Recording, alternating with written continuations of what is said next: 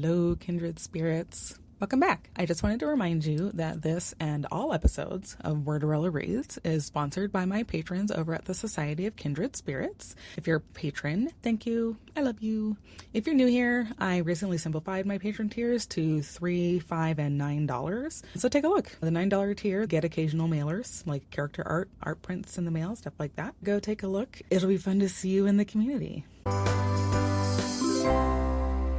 Okay, so I need you to sit with me for a second because I'm about to say something that might ruin your childhood, or at the very least ruin your mental image of Mr. Bennet as the fun, sarcastic dad of Pride and Prejudice, because I've actually been wondering lately, I don't think he's a good guy, or I don't think he's the good guy. Maybe that's the way to say it. It's not that he's a bad guy, but I don't think he's the good guy in the story.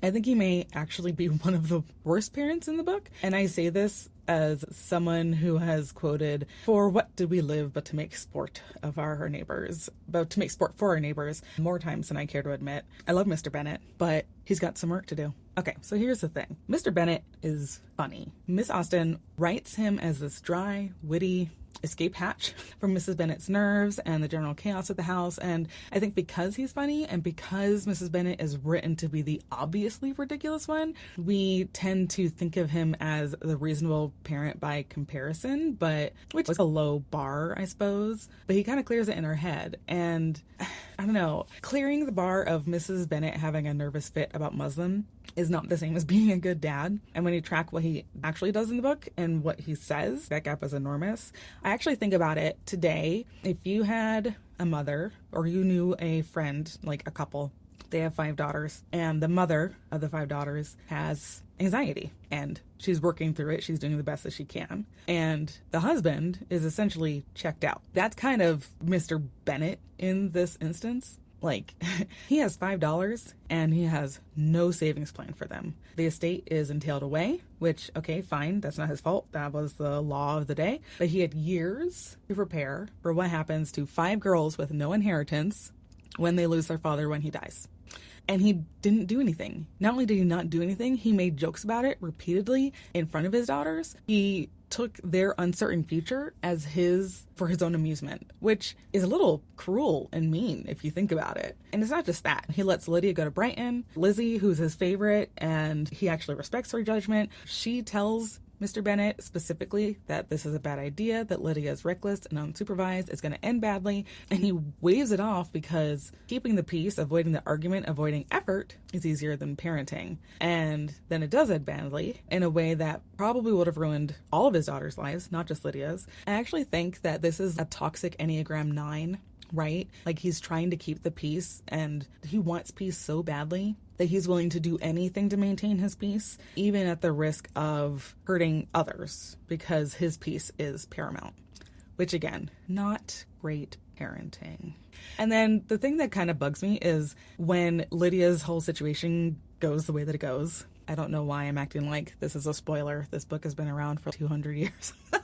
But Mr. Bennet is devastated, like wrecked, but it's still really passive, you know? It's like he's sad that it happened, but he's not really going to do anything to change his behavior or become a more engaged parent, having learned his lesson with Lydia. For 5 minutes, he basically snaps at Kitty because she says she wants to go do a thing. And he's like, "No, I've learned my lesson. You're not going to do anything. You're going to sit in this room and do your cross stitch with your mother, and that's it." But it's very much new year, new me that is faded by February. By the next chapter, I feel like Mr. Bennet is right back to his old tricks. But then Mrs. Bennet, and we're meant to we're meant to see her as embarrassing. And she is embarrassing, but her whole embarrassing project and all of her anxiety is wrapped around, I have to get my daughters somewhere safe because no one else is going to do it. And she's shrill because she has no other tools. No one is listening. No one is paying attention to her. No one is seeing the severity of what could happen to her and her daughters if she does not get them married off. Because women did not have many avenues at this time, especially if they were middle class. If you were like a farmer's daughter, you know, there's a potential that you could maintain the farm, right? But this is a middle class family, and the daughters weren't really trained to do anything productive physically. They were only moderately trained to do things productive intellectually. So they're really in a tough spot. Think about today. I know on Instagram I see a lot of these posts or reels, little videos of women who it seems like they lash out and, oh no, the divorce came out of nowhere, right? But then when you look back, it's like, no, this lady has probably spent years of being ignored or dismissed or not listened to. And so that's why she has turned into this shrill harpy, because the only way she gets attention is when she is a shrill harpy. And I totally see that in Mrs. Bennet, because Mr. Bennet just hides in his library and is like, why are you talking to me? I just want to read my book. I think after that fifth daughter, I think he just like called it quits.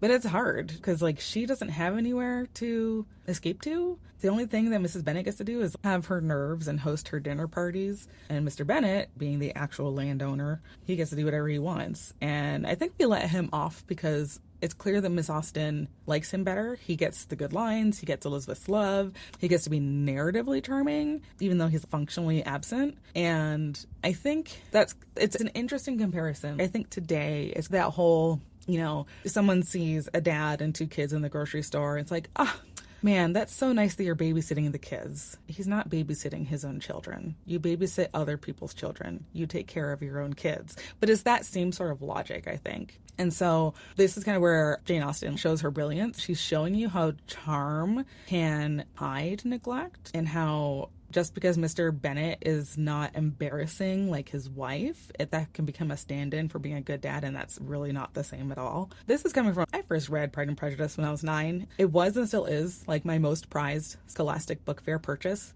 I have no idea how I ended up in the Jane Austen aisle of the school book fair, but I can tell you exactly why, and that was Wishbone. That little dog and the tiny cravat convinced me that I needed to read this book, and I did, and I loved it, and I thought at the time Mr. Bennet was the cool parent. He was the one who got it, the one who'd let me sit quietly in the library and ignore all these interpersonal dramas and politics happening in middle school.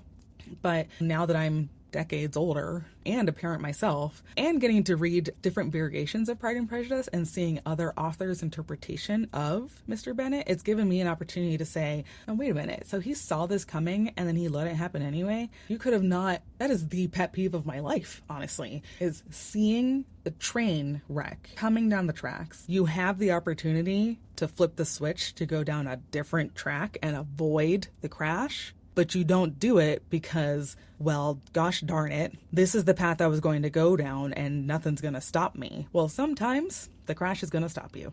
But anyway, so I just thought that was interesting and I wanted to share that with you guys.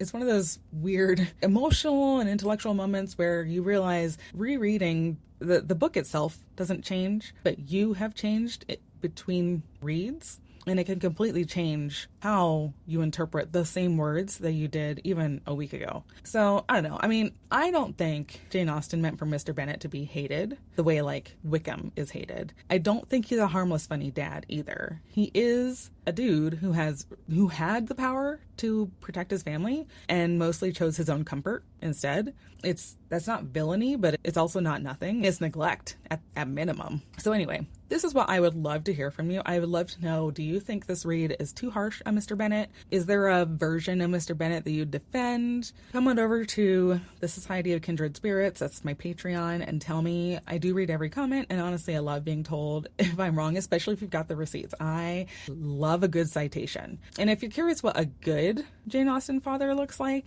to contrast against Mr. Bennet, I also have thoughts on Mr. Gardner. And that might either be my next podcast episode, or it might be one of my little essay rant things that I've decided I'm going to start doing on the Patreon, because I have thoughts about things that no one really cares about anymore, and I have to put them down somewhere. So why not write them for your entertainment? Anyway, so that's it for me this week. If you want to keep up with everything I'm doing, the newsletter, the community, the books, all of it, the easiest place to find everything is wordorella.com/links. It's got every way to stay in touch with me in one spot, so you don't have to go hunting. Thanks again for listening, Kindred Spirits. I will talk to you next time.